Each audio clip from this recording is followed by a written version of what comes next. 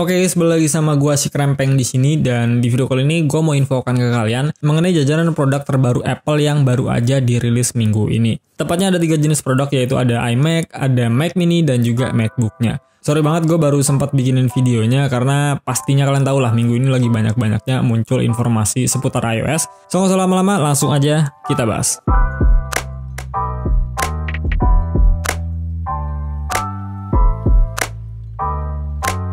Setelah Apple merilis produk terbarunya yaitu iPad mini 7 secara diam-diam, kali ini giliran lini Mac-nya yang diperkenalkan sama si Apple. Yang pertama, Apple merilis next gen-nya iMac dengan desain yang sama persis ya, nggak ada beda. Yang ini udah dibekali dengan chipset terbarunya yaitu M4. Chipset ini sebenarnya sudah terlebih dahulu diperkenalkan pada saat peluncuran iPad Pro kemarin, tapi sekarang bedanya sudah tersedia di lini Mac.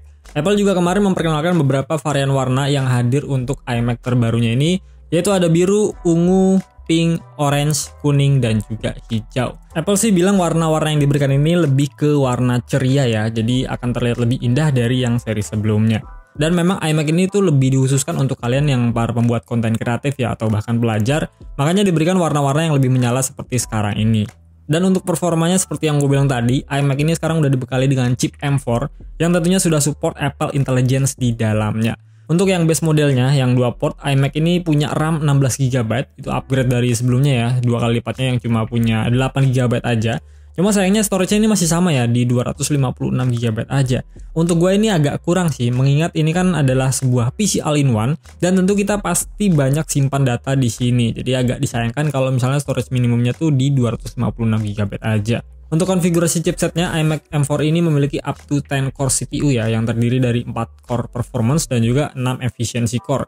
Yang mana Apple tuh mengklaim untuk produktivitas Excel, chipset M4 ini 1,3 kali lebih cepat dari chipset M3 dan 1,7 kali lebih cepat dari chipset M1. Jadi seharusnya bisa membuat multitasking seluruh aplikasi seperti Excel dan Safari itu jauh lebih satset.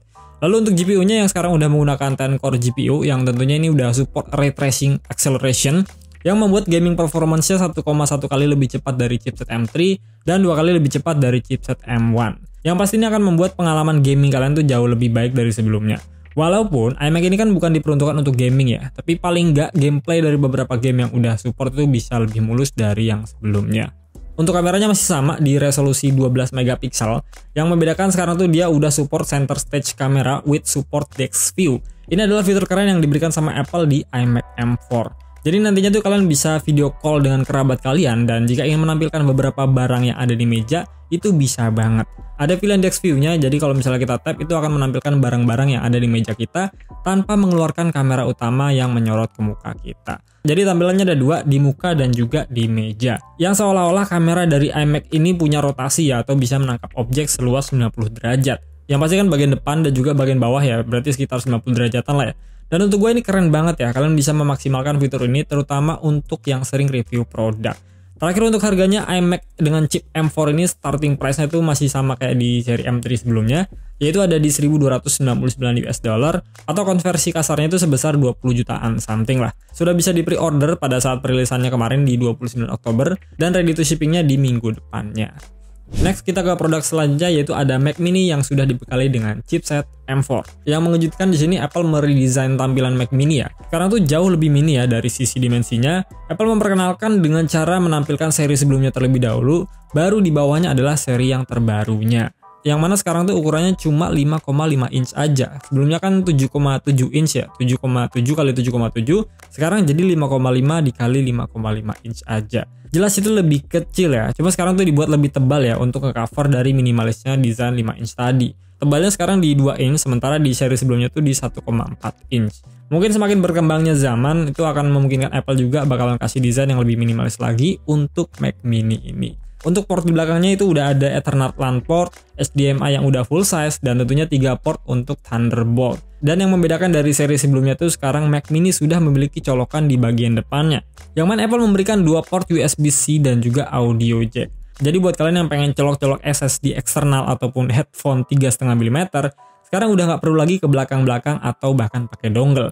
Yang jelas di Mac Mini M4 ini Apple mempermudah kita untuk menggunakannya. Dan sama seperti di lini iMac-nya, di base model Mac Mini sekarang juga udah dibekali dengan chipset M4. Untuk spesifikasi M4-nya sama seperti di iMac, Dia punya 10 core CPU dan juga 10 core GPU.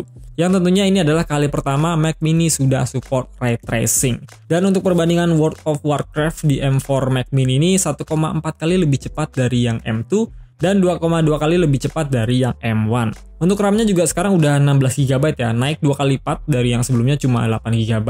Dan dengan perbandingan ini udah dipastikan Mac Mini M4 ini lonjakannya cukup signifikan kalau dibandingkan dengan seri-seri sebelumnya. Nggak cuma di situ aja, untuk Mac Mini ini Apple juga memperkenalkan next level chipsetnya, yaitu dengan M4 Pro chip.